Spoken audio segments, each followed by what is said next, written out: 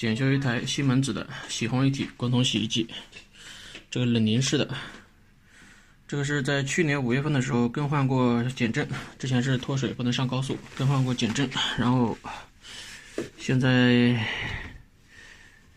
过了1年半了，这个减震是没有问题的，减震还是有阻力的，根本不是减震的问题。然后客户说脱水的时候有异响，然后我怀疑是减震问题，但是拆了之后发现减震没有问题，减震还是有阻力。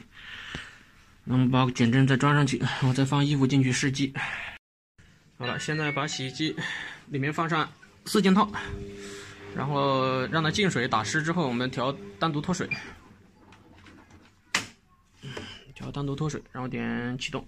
啊，这个是老款的，时间是13分钟啊，新款的应该在10分钟。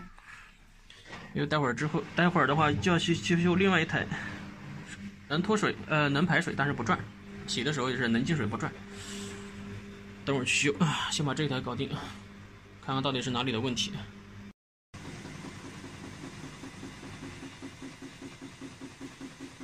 就这个声音正常的呀。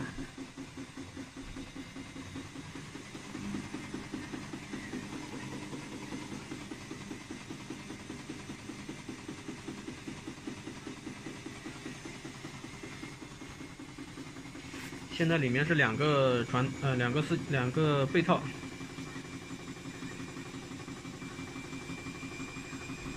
就这个声音吗？差不多，我没以前那个响。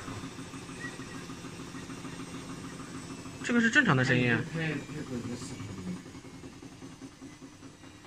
你当时洗的时候里面几件啊？6、7件衣服吧。6、7件衣服啊？棉衣吗？是棉衣啊，就这种呀，薄的呀。也有厚一点的。怎么样啊？现在里面是2个传单是吧？啊，应该是这样一点。啊，就是这个，有时候就是哒哒哒哒响。这个是正常的声音啊。就这个呀，这也正常啊。这个是正常声音啊。声音变大了呀。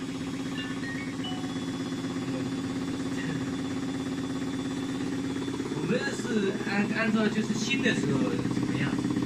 那你不可能，那总会有老化的呀。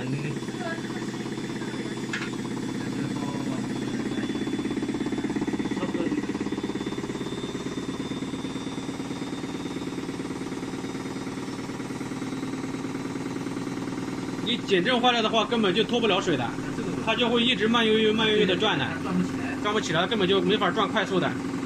这个肯定不是减震的问题了。然后我们就看看。